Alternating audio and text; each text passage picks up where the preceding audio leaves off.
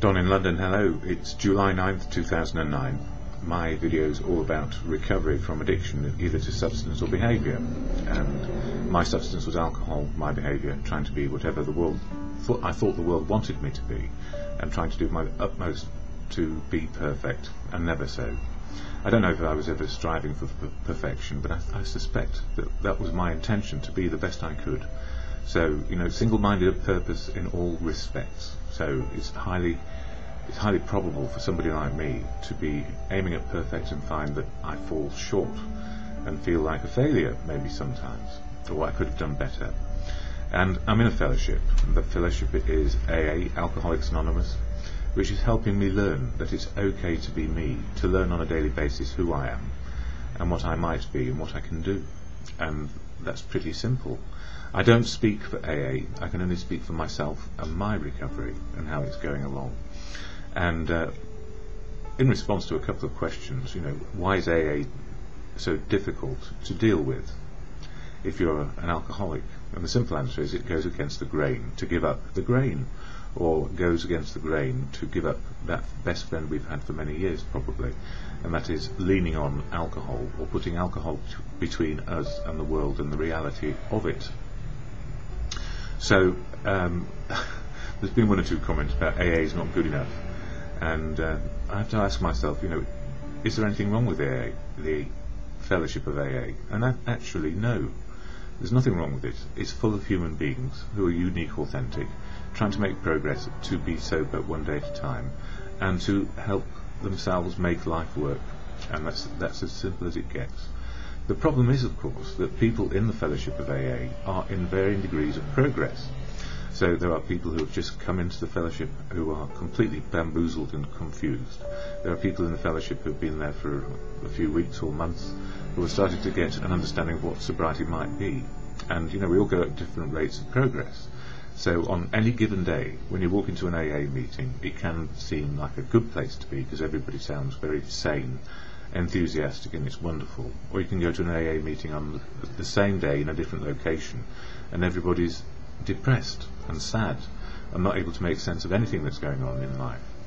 But the gift is, no matter where people are in the program, in their own personal program, they are making progress and have an idea that they want to be sober. So the problem for people looking to be fixed or wanting AA to be perfect is it's full of imperfect people just making their way day to day. So I'll share with you the preamble of or what AA is, the statement. And this is what AA tries to do. Progress, not perfect. And it's a perfectly legitimate complaint sometimes. AA can't fix me. And the answer is, no, it can't. We just find wisdom to make one day work. So here is the preamble, which really gives the game away. And it goes like this. Alcoholics Anonymous is a fellowship of men and women. It's not an organisation, who share their experience, strength and hope with each other, that they may solve their common problem and help others to recover from alcoholism. The only requirement for membership is a desire to stop drinking. There are no dues or fees for AA membership. We are self-supporting through our own contributions. AA is not allied with any sect, denomination, politics, organisation or institution. It does not wish to engage in any controversy, neither endorses nor opposes any causes. Our primary purpose is to stay sober and help other alcoholics to achieve sobriety. So there you go, on any one day, it's a bunch of people trying to be sober, get a bit of experience, strength and hope, and make their day work. It's a 24-hour program, a life plan for one day. So the gift is, nobody's perfect, everybody's striving to be whatever they want to be happy maybe, or just to make life work a little bit easier without a drink inside them.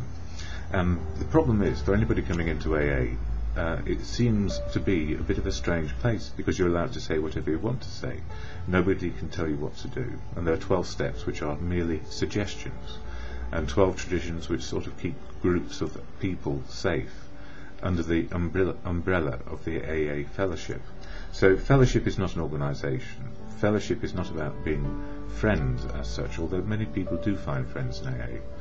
Fellowship is about accepting where people are today, rather than ought to be or should be today. And that's the difference.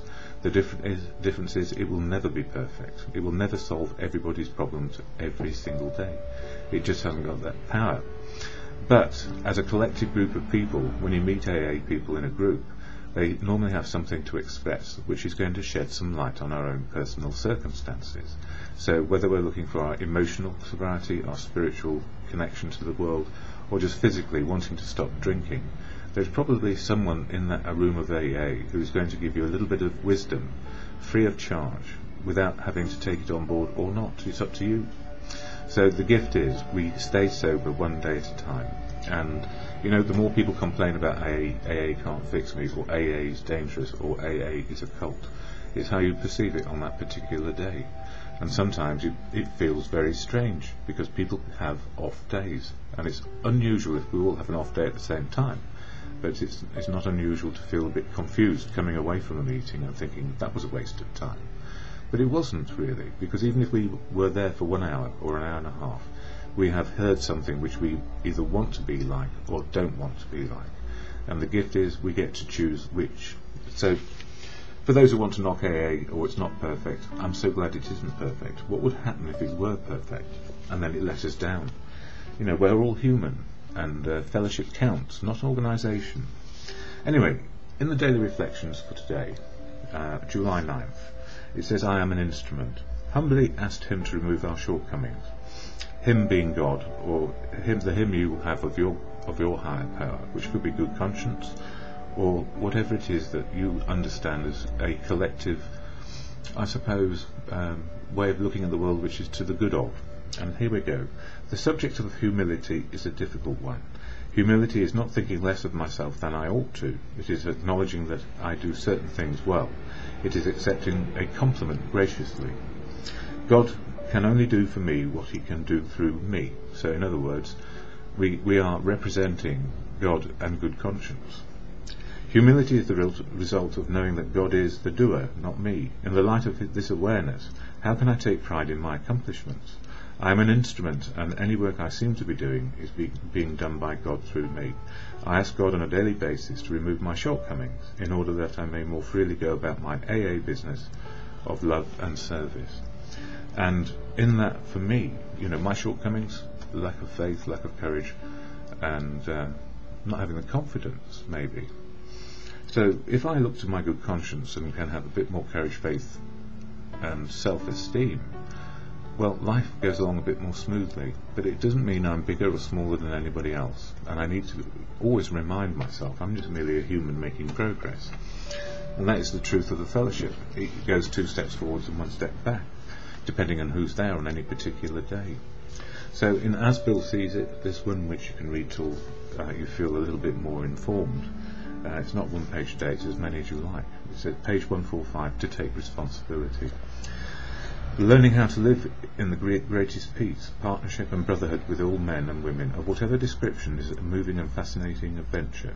But every AA has found that he can make little headway in this new adventure of living until he first backtracks and really makes an accurate and unsparing survey of the human wreckage he has left in his wake. The readiness to take the full consequences of our past acts and to take responsibility for the well-being of others at the same time is the very spirit of step 9, which is about making amends. So for me, on a daily basis, I use the readings to illustrate.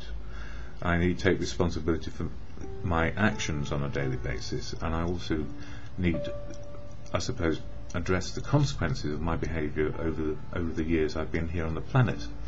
So that, coupled with an understanding that if I work and live to good conscience and try and do the best I can without actually striving for perfection, and be an ordinary sized person, life can go a bit more smoothly. So I only speak for myself here, and I'm glad I do. It's the way it is. So when I end these videos, I always say the Serenity Prayer, which can be said to God or good conscience or your higher power, because prayer meditation clears the mind and focuses us on now. God, grant me the serenity to accept the things I cannot change, courage to change the things I can, and hopefully just one day know and learn the difference. Just for today.